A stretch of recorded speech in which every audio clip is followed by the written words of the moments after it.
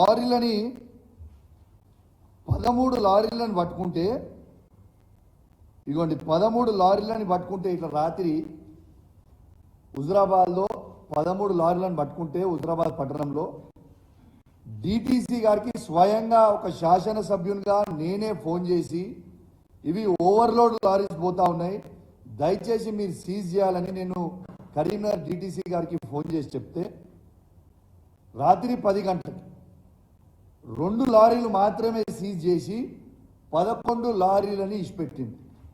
ఆ రోజు ఏం చెప్పింది నాకు డిటిసి గారు, రాత్రి నాకు సెక్యూరిటీ లేదు, దయచేసి పోలీస్ వాళ్ళకి చెప్పమంటే డిటిసి గారిని లైన్లో పెట్టి హుజరాబాద్ పట్టణంలో ఉన్న సీఎం గారికి కాన్ఫరెన్స్ పెట్టి మీరు ఖచ్చితంగా డిటిసి గారికి సెక్యూరిటీ చేయాలి, ఖచ్చితంగా ఈ లారీలను సీజ్ చేయాలని నేను ఆ రోజు రిక్వెస్ట్ చేస్తే ఇమ్మీడియట్ ట్రాన్స్పోర్ట్ మినిస్టర్ గారు డిటిసి గారికి ఫోన్ చేయగానే ఈ 11 బండ్ల నుంచి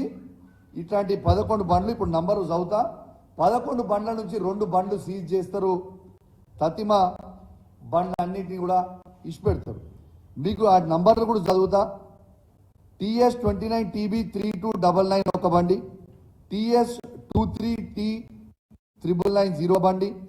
TS29T7899 ఒక బండి, TS20U0459 ఒక బండి, TS36TA6099 ఇంకో బండి, TS36T1008 ఒక బండి, AP39VA5349 ఒక బండి, TG36T0819 ఒక బండి, TG23T0819 ఒక బండి, ఇంకొక 2 బండ్లు నంబర్లు మిస్ అయింది. ఎంత బాధ అనిపిస్తుందంటే ఇలా ఆర్టీఓ అధికారులందరికీ చెప్తా ఉన్నాను, మీరు తస్మాత్ జాగ్రత్తగా ఉండాలి. ఇలా ఈ ప్రభుత్వం ఉండొచ్చు, రేపు మళ్ళా ప్రభుత్వం మారొచ్చు, మీరు మాత్రం శాశ్వతంగా ఉండేటోళ్ళు, రేపు మీరు ఇబ్బందులో పడతారు. ఇలా నేను ఒకటే అడుగుతున్నా, ఇంత పెద్ద స్కామ్ గురించి నేను బయట పెట్టి చెప్తే ఒక శాసనసభ్యునిగా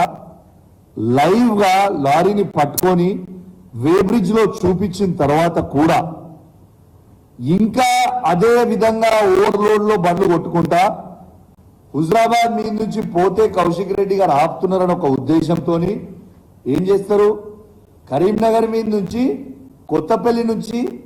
తీసుకొని హుస్నాబాద్ కొడుతున్నారు, హుస్నాబాద్ మీద నుంచి